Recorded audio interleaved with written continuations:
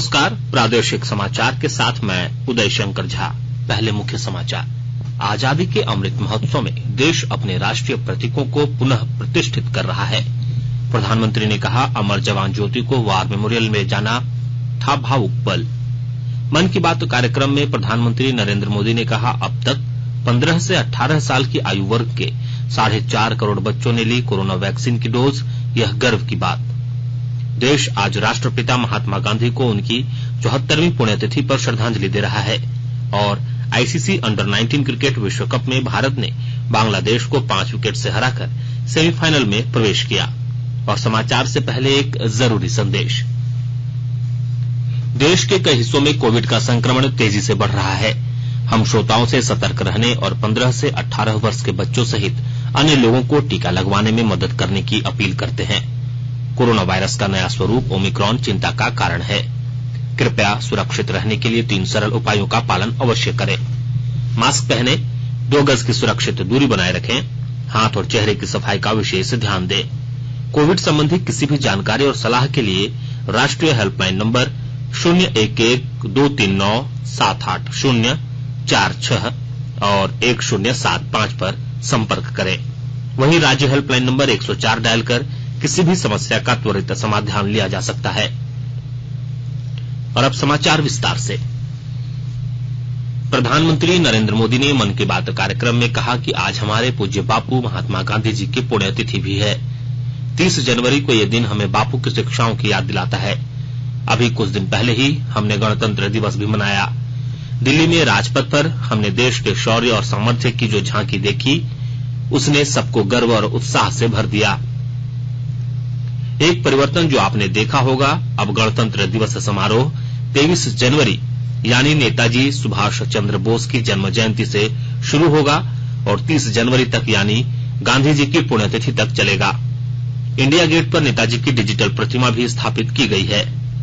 इस बात का जिस प्रकार से देश ने स्वागत किया, देश के हर कोने से आनंद की जो लहर उठी, हर देशवासी ने जिस प्रकार की भावनाएं प्रकट की, उसे हम कभी भूल नहीं सकते हैं।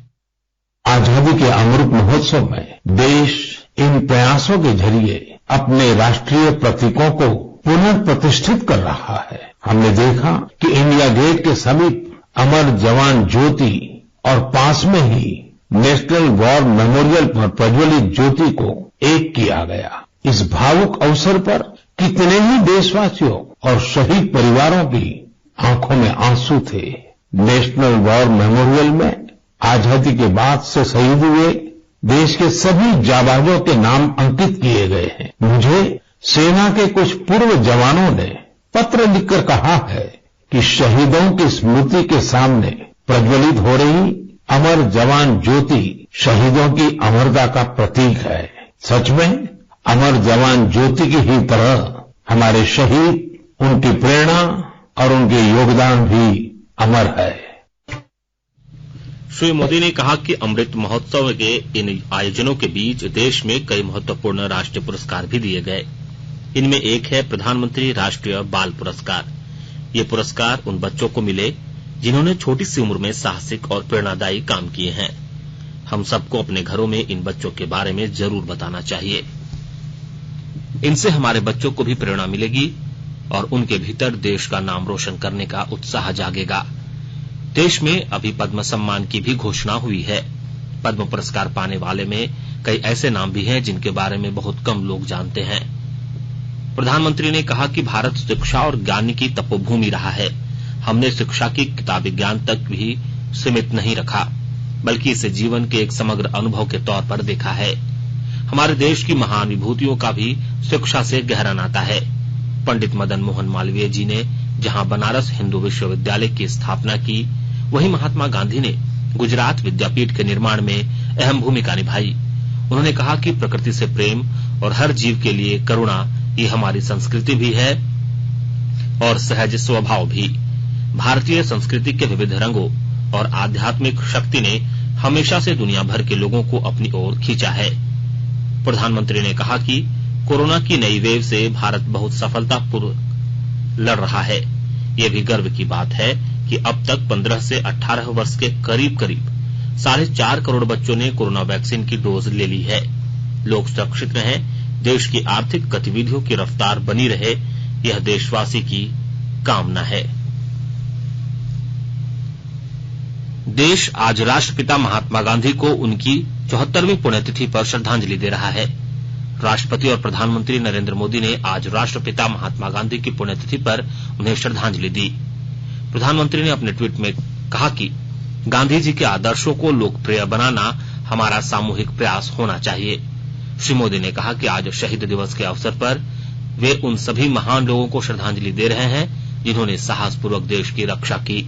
उनकी सेवा और वीरता को हमेशा याद किया जाएगा। देशव्यापी कोविड टीकाकरण अभियान के तहत अब तक 165 करोड़ 70 लाख से अधिक टीके लगाए जा चुके हैं। स्वास्थ्य मंत्रालय के अनुसार कल 62 लाख से अधिक टीके लगाए गए। देश में इस समय 18,84,000 से अधिक लोगों का इलाज चल रहा है। कल 2,34,000 से अधिक लोग संक्रमित हुए, जबकि 3,52,000 से अधिक रोगी स्वस्थ हुए। स्वस्थ होने की दर 94.21% है। राज्य में कोरोना की तीसरी लहर में संक्रमण कम होने के बाद फिर से स्कूल खोलने की तैयारी शुरू कर दी गई है। संभावना है कि फरवरी से राज्य में स्कूल खुलने शुरू हो जाएंगे। हालांकि विद्यालय खोलने पर अंतिम निर्णय आपदा प्रबंधन प्राधिकार की बैठक में होगा। शिक्षा मंत्री जगन्नाथ महतो ने कल शिक्षा सचिव और अन्य अधिकारियों के साथ स्कूल खोलने के मुद्दे पर बैठक की। बैठक में सहमति बनी कि विभाग कक्षा 1 से 12वीं तक विद्यालय खोलने का प्रस्ताव आपदा प्रबंधन विभाग को भेजेगा। जैसा कि आपको मालूम है कि कोविड-19 संक्रमण बढ़ने के बाद राज्य में 17 मार्च 2020 को विद्यालय बंद कर दिया गया था। इसके बाद कक्षा 6 से 12वीं तक के लिए विद्यालय संक्रमण कम होने पर खोला गया था। वहीं संक्रमण बढ़ने के बाद एक बार फिर से विद्यालयों को पूरी तरह से दोबारा बंद कर दिया गया था। आकाशवाणी के ताजा तरीन समाचारों के लिए आप हमारी वेबसाइट newsonair.com पर लॉग इन कर सकते हैं। ताजा समाचार Twitter handle @AIR News Alerts और Facebook page all India radio news पर भी उपलब्ध है। आप प्रादेशिक समाचार एकांश के ट्विटर हैंडल @AIR News_Ranchi और फेसबुक, इंस्टाग्राम पेज तथा YouTube channel AIR News Ranchi पर भी हमारे बुलेटिन सुन सकते हैं। प्रादेशिक समाचार आप आकाशवाणी रांची से सुन रहे हैं। और अब पेश है कोरोना से बचाव के कुछ संदेश। कोविड-19 से बचाव और सुरक्षित रहने के 3 उपाय। मास्क लगाएं, 2 गज दूरी है जरूरी, सुरक्षित दूरी रखें, हाथ और मुंह साफ रखें।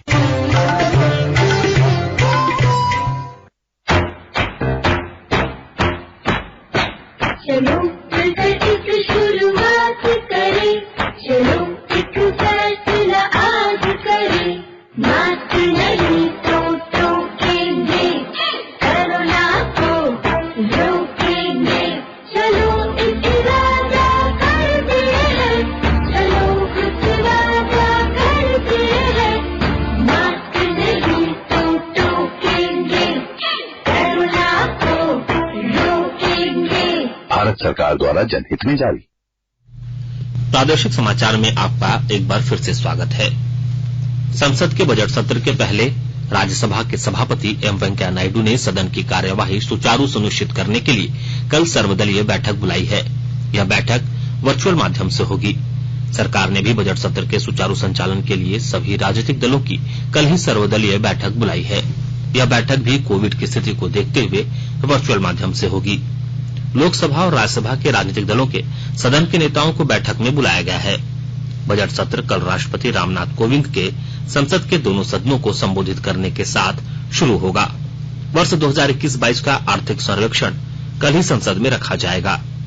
वित्त मंत्री निर्मला सीतारामन 1 फरवरी को केंद्रीय बजट पेश करेंगी। संसद के दोनों सदन कोविड सुरक्षा मानकों का पालन सुनिश्चित करने के लिए पारी में काम करेंगे। यह नियम 2 फरवरी से लागू होंगे।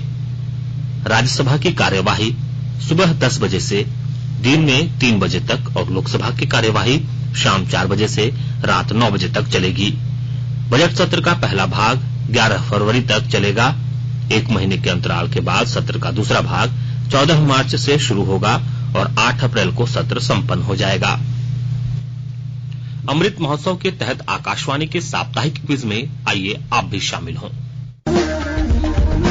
आजादी के 75 वर्षों का पर्व अमृत महोत्सव प्रत्येक बुधवार शाम 7 बजे प्रसारित होने वाले प्रादेशिक समाचार के दौरान पूछे गए प्रश्न का सही उत्तर देने वाले एक प्रतिभागी इनाम का हकदार होगा।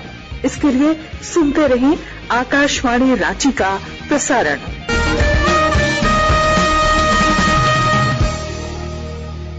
जागो ग्राहक जागो, जागो ग्राहक जागो। आजादी का अमृत महोत्सव के लिए सभी उपभोक्ताओं को शुभकामनाएं। हॉलमार्क सोने की शुद्धता सुनिश्चित करता है। हमेशा हॉलमार्क वाले सोने के आभूषण खरीदें।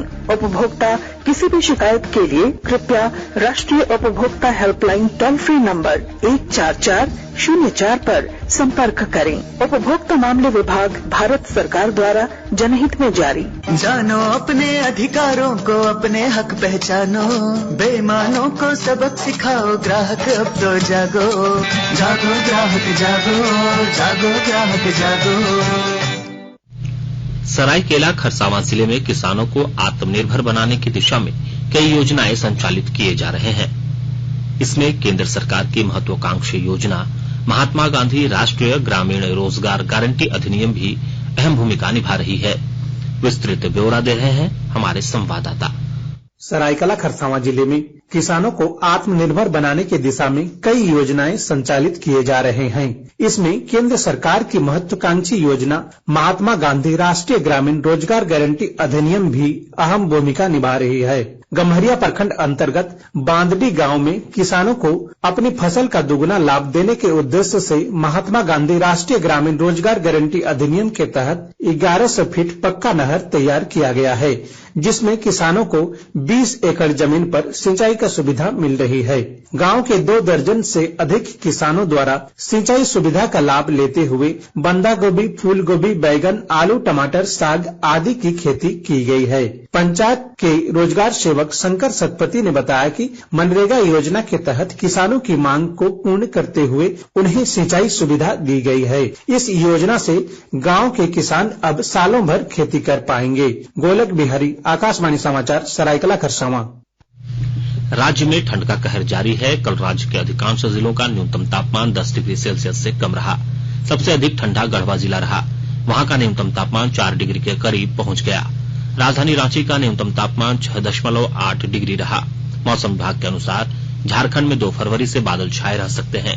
3 और 4 फरवरी को कहीं कहीं बारिश भी हो सकती है। मौसम विभाग के अनुसार आज गढ़वा, पलामू, चतरा, लातेहार, हजारीबाग, कोडरमा, रामगढ़, बोकारो और गिरिडीह में न्यूनतम तापमान 7 डिग्री सेल्सियस के आसपास रह सकता है।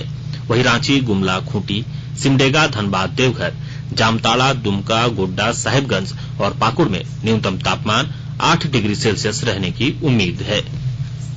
कल एंटीगा में आईसीसी अंडर 19 क्रिकेट विश्व कप के super league quarter final match में भारत ने बांग्लादेश को 5 विकेट से हराकर सेमीफाइनल में प्रवेश कर लिया है। बांग्लादेश ने पहले बल्लेबाजी करते हुए 37 ओवर और 1 गेंद में मात्र 111 रन बनाए। जवाब में भारत ने 30 ओवर और 5 गेंद में ही 5 विकेट के नुकसान पर लक्ष्य हासिल कर लिया। सुपर लीग सेमीफाइनल में बुधवार को भारत का मुकाबला ऑस्ट्रेलिया से होगा। और अंत में मुख्य समाचार एक बार फिर। आजादी के अमृत महोत्सव में देश अपने राष्ट्रीय प्रतीकों को पुनः प्रतिष्ठित कर रहा है। प्रधानमंत्री ने कहा, अमर जवान ज्योति को वॉर मेमोरियल ले जाना था भावुक पल। मन की बात कार्यक्रम में प्रधानमंत्री नरेंद्र मोदी ने कहा, अब तक 15 से 18 साल की आयु वर्ग के 4.5 करोड़ बच्चों ने ली कोरोना वैक्सीन की डोज। यह गर्व की बात। देश आज राष्ट्रपिता महात्मा गांधी को उनकी 74वीं पुण्यतिथि पर श्रद्धांजलि दे रहा है। और आईसीसी अंडर 19 क्रिकेट विश्व कप में भारत ने बांग्लादेश को 5 विकेट से हराकर सेमीफाइनल में प्रवेश किया। इसके साथ ही आकाशवाणी रांची से प्रादेशिक समाचार का ये बुलेटिन समाप्त हुआ। नमस्कार।